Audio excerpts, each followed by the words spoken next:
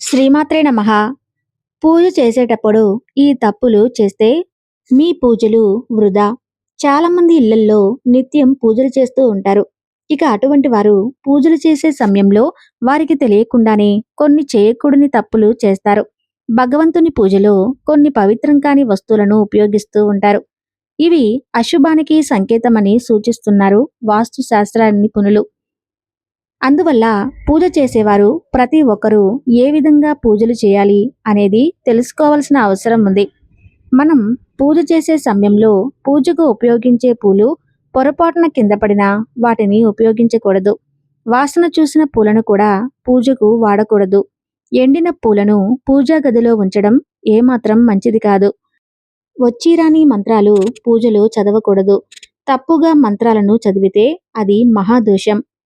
వివాహం అయిన స్త్రీలు నిత్య దీపారాధనకి రోజు తలస్నానం చేయవలసిన పనిలేదు. మామూలుగా స్నానం చేసి పాపిట్లో కుంకుమ ధరించి పూజ చేయవచ్చు. ఆడవాళ్ల పాపిట్లో గంగమ్మ నివాసం ఉంటుంది. పాపిట్లో కుంకుమ ధరించడం వల్ల ఆ గంగమ్మ తల్లిని అక్కడ నిలుపుకొని పూజించినట్లు. అందువల్ల ఆడవాళ్లకు రోజు తలస్నానం అవసరం లేదు. పాపిట్లో కుంకుమ ధరిస్తే చాలు, తలస్నానం చేసినట్లే. ఇక పూజలు చేసేటప్పుడు ఖచ్చితంగా తలస్నానం చేయాలని సూచించబడింది. కాబట్టి వారానికి 2 సార్లు చేసి నిత్య దీపారాధన చేసుకోవచ్చు. వంటగదిలోని వంటకు వాడే పసుపును దేవుడికి వాడకూడదు. ఇలా చేయటం దేవుళ్లకు చికాకు వస్తుందని చెబుతున్నారు. దేవుడి పూజకు వాడే పసుపు కుంకుమను సపరేటుగా పెట్టుకోవాలి. పూజలు చేస్తున్న సమయంలో ఒక దీపాన్ని మరొకటి ఉపయోగించి ఎప్పుడూ వెలిగించకూడదు. ఇది పేదరికం కలిగిస్తుందని, అనారోగ్యానికి కారణమవుతుందని వాస్తుశాస్త్ర నిపుణులు చెబుతున్నారు. ఇక ఎటువంటి పరిస్థితుల్లోనూ దక్షిణ దిశకు ఎదురుగా దీపాన్ని పెట్టకూడదని సూచిస్తున్నారు. పూజ చేసేటప్పుడు చినిగిపోయిన బట్టలు ఎప్పుడూ ధరించకూడదు.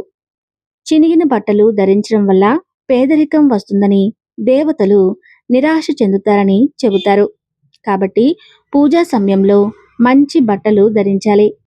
దుర్వాసనతో కూడిన నోటితో మంత్రాలను పఠించడం కూడా అశుభమైనదిగా పరిగణించబడుతుంది. పూజ చేసే ముందు నోటిలో ఎలాంటి పదార్థాన్ని నమలరాదు.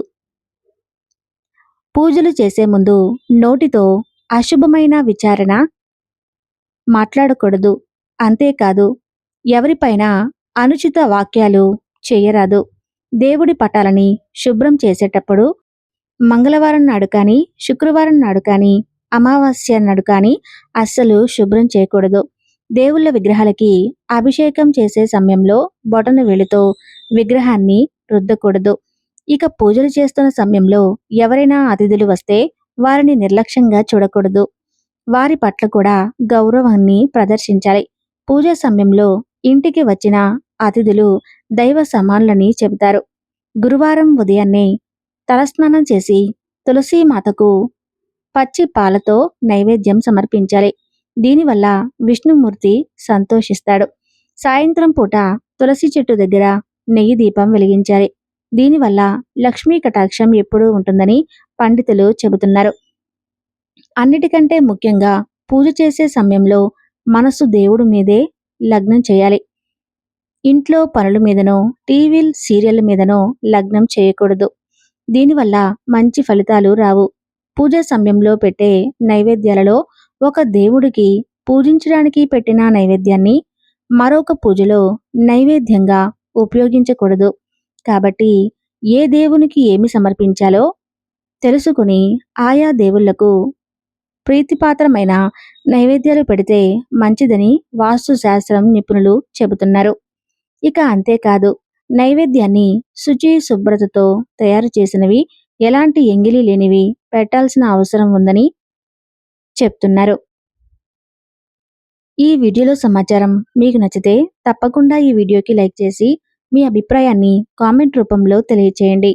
ధన్యవాదాలు.